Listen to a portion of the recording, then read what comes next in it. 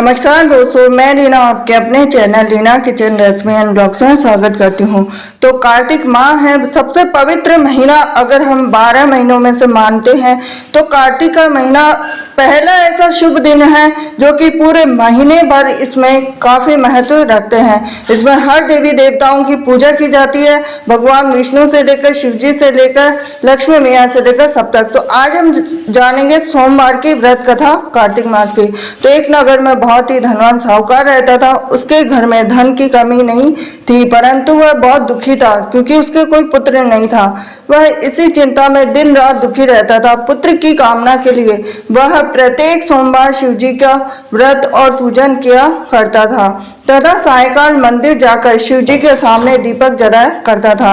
उसके इस भक्ति भाव को देखकर एक समय माता पार्वती ने शिव जी से कहा कि हे नाथ, यह साहूकार आपका अनन्य भक्त है, सदैव आपका व्रत और पूजन बड़ी श्रद्धा से करता है, आपको इसकी मनोकामना पूर्ण करनी चाहिए। शिव जी ने कहा कि हे पार्वती, यह संसार कर्म क्षेत्र है। जैसे किसान खेत में जैसे बीज बोता है वैसे ही फसल काटता है, इसी तरह से मनुष्य संसार में जैसा कर्म करते हैं वैसा ही फल भोगते हैं। माता पार्वती ने अत्यंत आग्रह से कहा कि हे प्रभु, यह आपका अनन्य भक्त है और अगर इसको किसी प्रकार का दुख है तो उसे आपको अवश्य दूर करना चाहिए। आप तो सदैव अपने भक्तों पर दयालु होते हैं और उनके दुखों को दूर करते हैं। यदि आप ऐसा नहीं करेंगे तो मनुष्य आपका पूजन और व्रत क्यों करेंगे।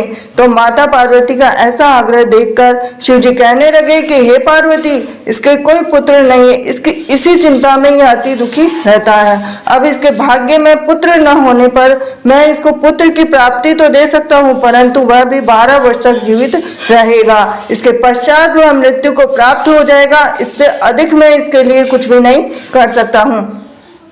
माता पार्वती और भगवान शिव का यह वार्तालाप साहूकार सुन रहा था, तो इससे साहूकार को न तो प्रसन्नता हुई और न ही दुख हुआ। वह पूर्व के समय शिव जी का व्रत और पूजन करने लगा। अब कुछ समय के बाद में साहूकार की स्त्री गर्भवती हुई।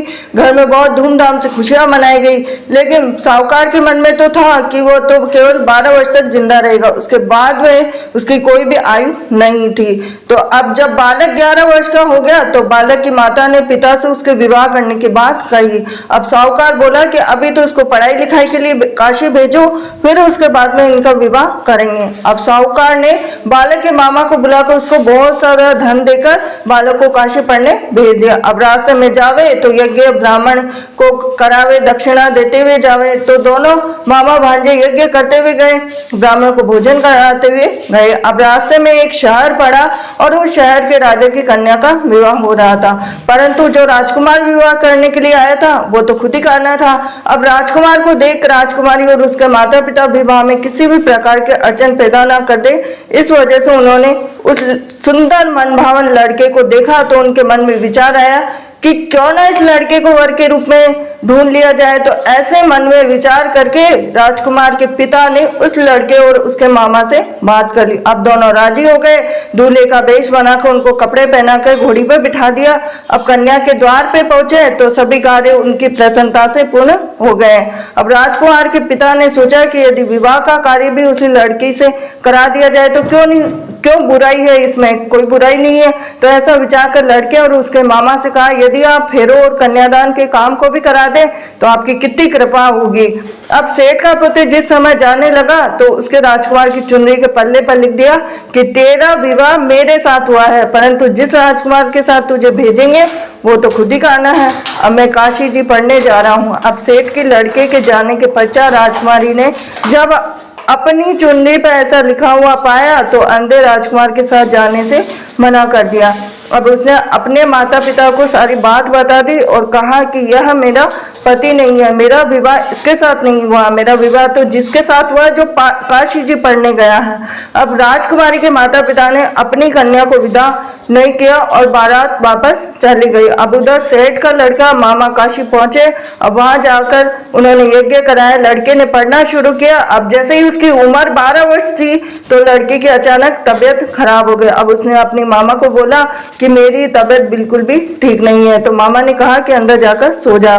थोड़ी देर में उनके प्राण निकल गए। जब उसके मामा ने कहा कि उसका भांजा मृत पड़ा तो रोना पीटना मचा दूंगा तो यज्ञ का काम अधूरा रह जाएगा।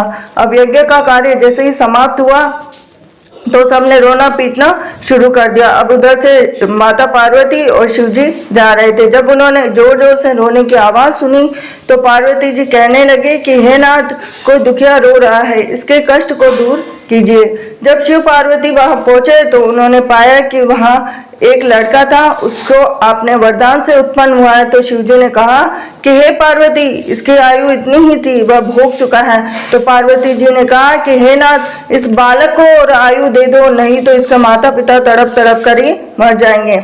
माता पार्वती के बार बार आग्रह करने पर शिव जी ने उसको जीवन का वरदान दिया। शिव जी की कृपा से उसका लड़का जीवित हो गया।